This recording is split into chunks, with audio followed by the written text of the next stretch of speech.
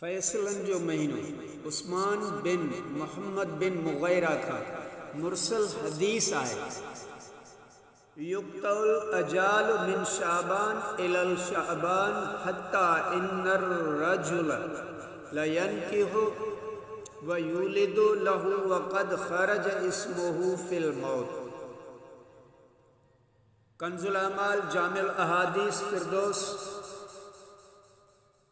बेमासूर खिताब शोबल ईमान इन सभिनि में हदीस मौजूद आहे। मौत जा फ़ैसला शाबान खां शाबान ताईं लिखिया वञनि था। एसि ताईं जो को माण्हू निकाह थो करे उनखे पुट था ॼमनि, हालांकि उनजो नालो मुअलन में लिखिजी चुको आहे। शाबान जे महीने में सारे साल जे अंदरि मरण वारनि माण्हुनि जी लिस्ट हज़रत इज़राइल अलैहिस्सलाम जे हवाले कई वेंदी आहे। शाबान जा रोज़ा जियां फ़र्ज़ निमाज़ खां अॻु ऐं पोइ सुन्नतूं पढ़बियूं आहिनि, अहिड़ी तरह फ़र्ज़ी रोज़नि खां अॻु शाबान में ऐं रमज़ान में बि ऐं बाद में शवाल में बि रोज़ा रखणु सुन्नत आहे। इन्हनि सां फ़र्ज़नि जो शान आहे ऐं फ़र्ज़ी रोज़नि जे नुक़सान जो पुरावो आहे। उम्मुल मोमिनीन अम्मा सैयदा आयशा रज़ियल्लाहु ताला अन्हा चयो त रसूल अकरम सल्लल्लाहु अलैहि वसल्लम रोज़ा रखंदा हुआ त असां चवंदा हुआसीं त हाणे न छॾींदा, वरी छॾींदा हुआ त चवंदा हुआसीं त हाणे रोज़ा न रखंदा। ऐं मूं रसूलुल्लाह सल्लल्लाहु अलैहि वसल्लम खे रमज़ान खां सवाइ ॿिए कंहिं बि मुकमिल महीने जा रोज़ा रखंदे न ॾिठो ऐं कंहिं महीने जा एतिरा रोज़ा रखंदे न ॾिठो वरी जेतिरा शाबान जा रखंदा हुआ।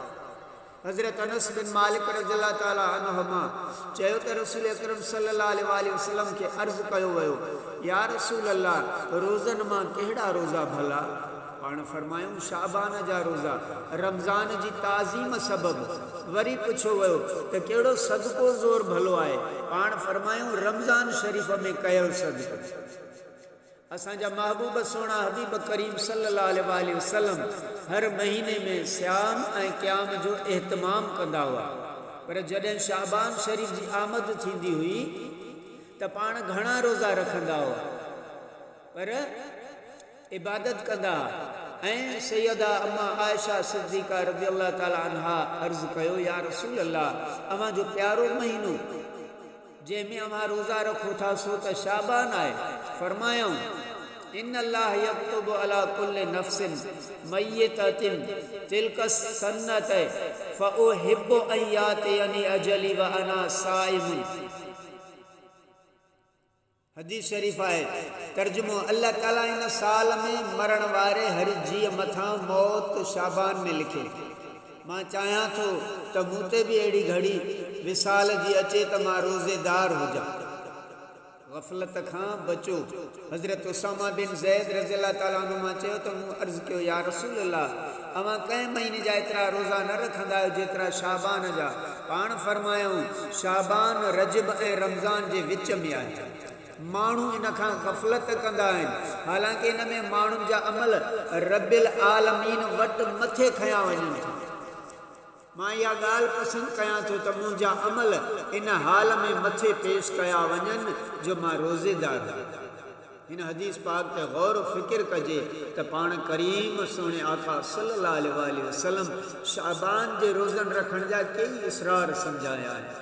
हिकु त पाण फरमायूं ज़ालिक शहरुन यग़फ़ुलुन नासु अन्हु, हीउ उहो महीनो आहे जंहिंखां अक्सर माण्हू गफ़लत कंदा आहिनि, हालांकि हीउ उहो माह मुबारक आहे जंहिंजे अॻियां शहरुल हराम ऐं पोयां शहरु सियाम माण्हू उन्हनि जी इज़त ऐं इबादत में मसरूफ़ रहनि था, पर हिन माह खां गफ़लत बरतनि था। हालांकि हीउ मुबारक महीनो ॿिनि भलारनि जो पाड़ेसिरी हुजणु सबबु ॿिन्हिनि खे मिलाइण वारी पुल आहे।